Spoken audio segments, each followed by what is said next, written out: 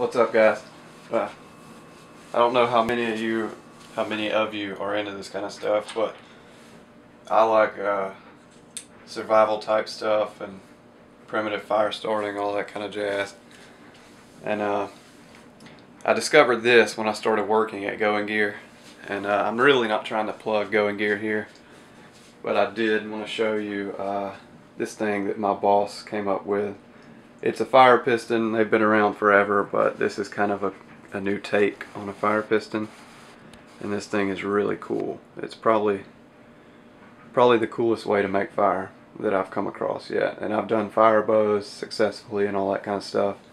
This is just really cool.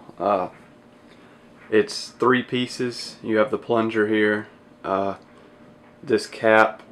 Let me see if I can get it in focus. This cap unscrews and you can store tinder, char cloth, anything in here. And this unscrews so that you can relieve the pressure and stick the plunger in there. It just goes in like that, and when you have a seal down here, it compresses, and actually, as you can see, it's pressurized.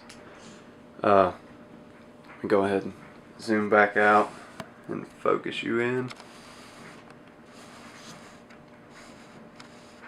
How it works is you stick a piece of tinder in this end right here, and you slam it down, and just like a diesel engine, you compress air up here to the point that it becomes hot enough to auto ignite anything that's in this end cap. Not anything, it has to be fairly dry tinder. And what I've been using is char cloth. First, I'll show you what all comes in the package. It comes in this resealable, I don't know what this is.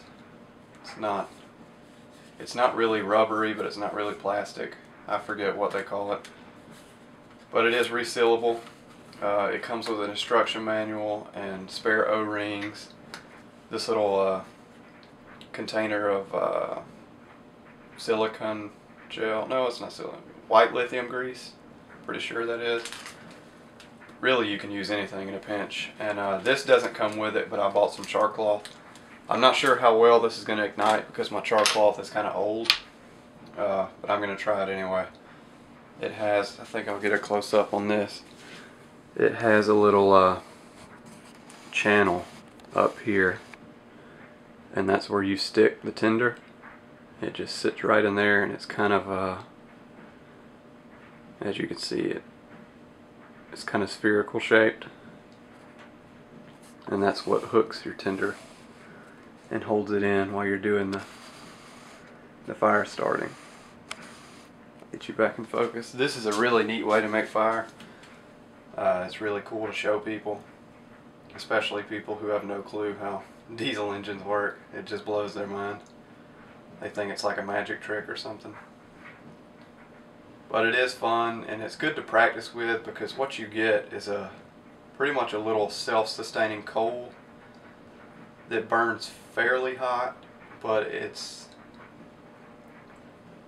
not easy to make a fire with it unless you know how to nurture a fire and get it going and all that. So the operation, you want to make sure this end cap is screwed on very tightly, because that's your seal. Auto ignition relies on both of the seals you get right here and right here. You want to make sure these O-rings are lubricated with something. I think even spit would work in a bind, so that's pretty cool. You just stick it in here, and hopefully it'll go the first time. My char cloth is old, so I have no clue, but you just bang it down and it went. I'm going to go ahead and show you what it looks like. Hope you can see. I think you can see that burning.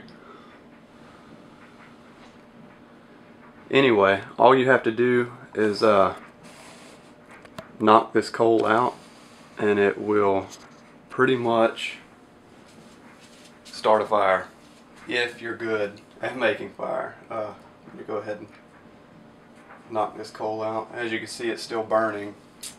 It does burn for a while. Char cloth will hold a flame, but you do have to be pretty well versed in fire making to get it to work the first time. I would suggest like maybe just lighting a piece of char cloth on fire and trying to make a fire that way, because you really have to have a grasp of the fundamentals of fire making to get a fire from that. So anyway, I just wanted to show you guys this. I think it's neat. I've been playing with it for a while. It's one of the coolest ways to make fire, and it's neat to show your friends. So I just wanted to show you guys. I don't know if y'all like it or not, but I'm sure you'll let me know. Anyway, thanks for watching. Give you a close-up of it. Thanks for watching, and I will see you next time.